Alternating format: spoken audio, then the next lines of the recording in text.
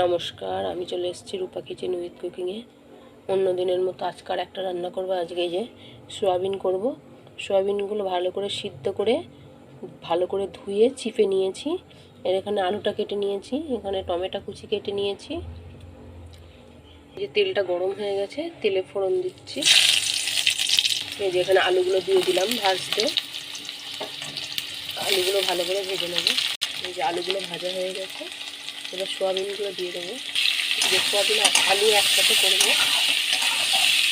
একসাথে ভাজা হচ্ছে। এবার এই যে লবণ,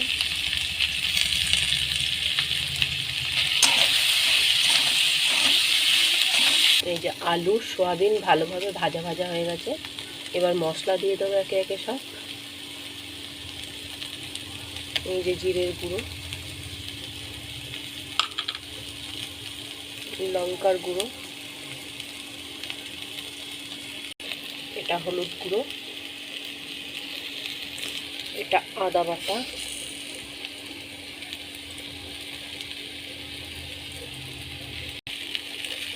সামান্য জল দেবো।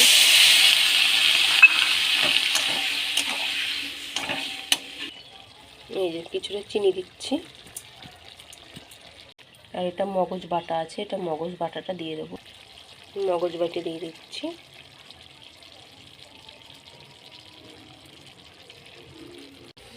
এই যে সোয়াবিনটা পুরো কষা হয়ে গেছে, এবার জল দিয়ে দেব।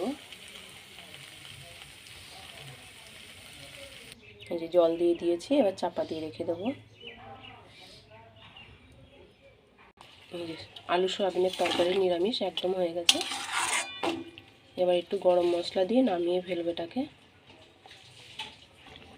এই যে গরম মশলার গুঁড়ো দিয়ে এটাকে নামিয়ে ফেলবে। এই যে নিরামিষ আলু সোয়াবিনের তরকারি নামিয়ে ফেলেছি। ভিডিওটা প্রথম থেকে শেষ পর্যন্ত দেখবেন। কেমন হয়েছে অবশ্যই জানাবেন। ভালো লাগলে একটা লাইক করবেন। পরের দিন আবার একটা নতুন রেসিপি নিয়ে চলে আসবো। আজকের রেসিপি এইখানেই শেষ করছি।